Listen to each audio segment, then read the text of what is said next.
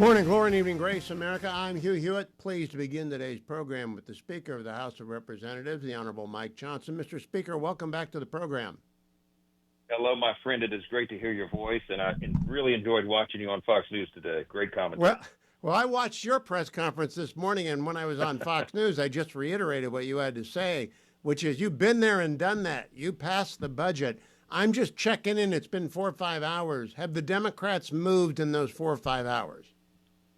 No movement. I am so sad to tell you they're inflicting real pain on real Americans, and they seem not to care. They're playing political games, as you have explained so clearly, as I tried to set out in my press conference this morning. The facts are very clear, and as John Adams reminded us, facts are stubborn things. I mean, there is really an old Napoleon cover. saying, Mr. Speaker, never interrupt your enemy when he is destroying himself. Is that your plan right now, just to wait? Because they are destroying themselves. Yes, and we take no pleasure in this because it's not just a cat and mouse game. It's not a political contest between R's and D's. We've got millions of Americans being seriously adversely affected right now. I mean, you've got women, infants, and children that are not getting nutrition, supplements, the programs that the federal government pays for and they desperately need. We've got veterans' health services being suspended. We have telehealth services for people who have disabilities and get their health care at home. They're not getting that right now. You know, I live in a hurricane state, Hugh, and I mentioned, I keep harping on this, but this is real for people that live along the coastal areas of the country, and you can't get a flood insurance policy renewed or applied right now because all this is halted. And we got troops and TSA agents and Border Patrol agents protecting us without a paycheck. It's absurd. And all these Democrats in the Senate know that. They have given their own impassioned speeches about this issue so many times we can't count it. The highlight reel would take hours to play. And yet, they're holding out. Why? Because they need to, quote unquote, show a fight against Trump. It is shameful. And it is, I think, AOC's responsibility, but she's not in the Senate. Leader Schumer of the Democrats is the guy who's doing this because he's afraid of her. Is there anyone who doesn't acknowledge this off the record to you, Mr. Speaker? Because everybody knows it's about Chuck Schumer being afraid of AOC. It absolutely is, and no one can refute that. They don't even try. And the frustration for us is most of the legacy and mainstream media will not press them on that issue. And so I keep pointing it out. It's just a simple fact. It's clearly obvious. I held up a little visual aid in my press conference this morning. It was a cover from back in March of this year, the Washington Examiner, this cartoon image of poor Chuck Schumer walking out with a box from his office looking all beat up. And there's a caricature of all the House Democrats holding up signs calling him a traitor and enemy of democracy. Why? Because when this exact scenario was presented in March, he voted for the CR because he knew it was the right thing to do. He knew that he could not hold the American people hostage over their political shenanigans, but he flipped this time, and everybody knows why. Now, Mr. Speaker, you've got Chuck Schumer in a box canyon, and up on top are the president and the vice president. You and Leader Thune are on one side, and then you've got all the chairmen of all the committees, like Senate Intel Committee Chair Tom Cotton, who's going to be on the show later today, Appropriations Chair in the Senate, Susan Collins, who's going to be on the show later. Everybody wants to come on to rain down fire on the Democratic talking point. How long can they put up with this, do you think? I really don't know. I mean, I'm rather surprised that it's gone this long. We're on day, 6 now? I can't imagine that it could go longer than a week because in the middle of this month, on the 15th, that's when the paychecks being withheld gets very real. You got troops and people serving in our armed services. I come from a big military district in Louisiana, Hugh. I know a lot of these families. I've got airmen and soldiers at Barksdale Air Force Base and Fort Polk. And some of these folks are deployed. You got these young soldiers who are deployed overseas right now, serving and defending freedom in their country. And they've left their spouses at home with young children. They need that paycheck. This is not a game to them. They won't be able to make their car payments and put food on the table because Chuck Schumer needs political cover from AOC. I mean, it is Moreover, so just to elaborate on that, Mr. Speaker, because I married into a military family. We have active duty in the family.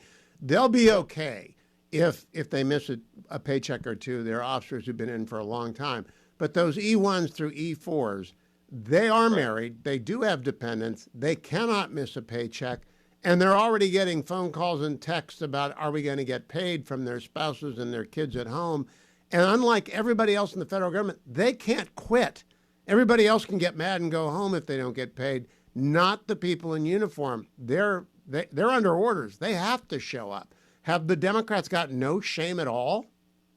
Well, they seem not to care. They put their own self-interest above those people that you're referring to. And I thought your point was made so well. And I saw you say that on Fox News and point out if you're a civilian employee of the federal government, by the way, about half of them are furloughed right now, and you're sick of these Democrat shenanigans, you could just quit your job and go do something else. But to your point, yes, military, they've made a commitment. They can't leave. They got to endure this.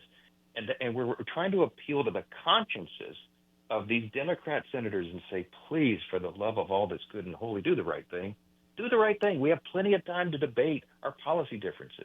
Don't hold these young families as hostages for this nonsense. And that's exactly what's happening right now. Before I get technical and into the weeds with you, Mr. Speaker, have you spoken today with President Trump? Is he holding the line like Leader Thune? He is. He sent me a note after my press conference and, saying that it was well done and all of that. And I called him. We talked. And he is holding the line. He understands we are doing the right thing for the right reason, and he is in no way inclined to give in to their radical demands. Remember, their counterproposal, Hugh, as you and I have both been pointing out, they want to spend $1.5 trillion new dollars, and they want to give health care and benefits to illegal aliens. Yes, that is a fact. It is not a Republican talking point.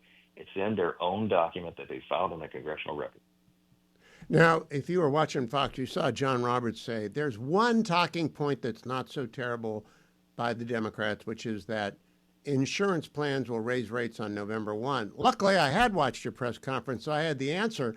That would be a legitimate talking point if there are only 6 days in October. There aren't. You could be negotiating right now, but no one can negotiate because the Democrats have shut down the government. 100%. That issue, the funding actually runs out December 31. We acknowledge that there are some insurance companies that would be sending notices out in early November, but we have the month of October to resolve it. That's a terribly flawed program.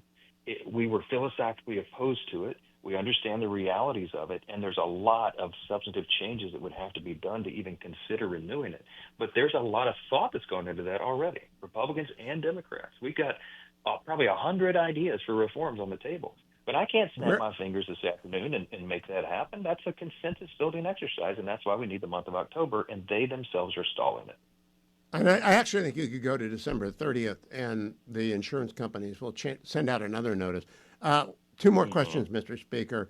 You did reconciliation last year. You got that done with Leader Thune and the Republicans in both houses. Can you start a second reconciliation right now just to prove to the Democrats they get nothing out of this? You'll do a second reconciliation while they go home?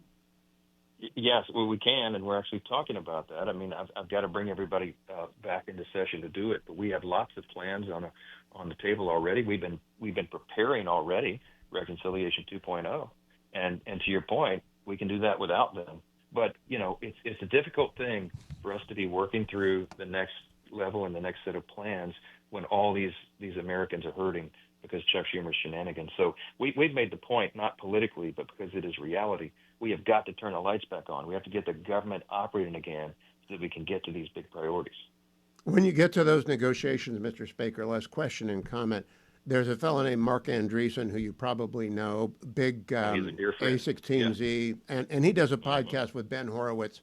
And they spent an entire hour and a half talking about permitting reform and what we need to keep up with China. I mean, when you sit down and negotiate with the Democrats, is everything on the table? Can you get permitting reform in exchange for some of their demands? Well, we certainly hope so. It is a top priority for us, and Mark and others have been so good on this. Look, we're in a competition. Energy policy is national security policy now, and you have got to have permitting reform so that we can save America. This is not a game. It's not hyperbole. The need for energy, the demand goes up exponentially because of AI and all these other uses. And our European allies, by the way, are desperate for our LNG exports and all this. So when we increase our energy production, we do well for every single American. and we got to get about that immediately. And there's great ideas on the table, but yes, we're going to have to force some of the Democrats to go along with us on that because they are not inclined. It is against some of their religion with their big Green New Deal scam stuff.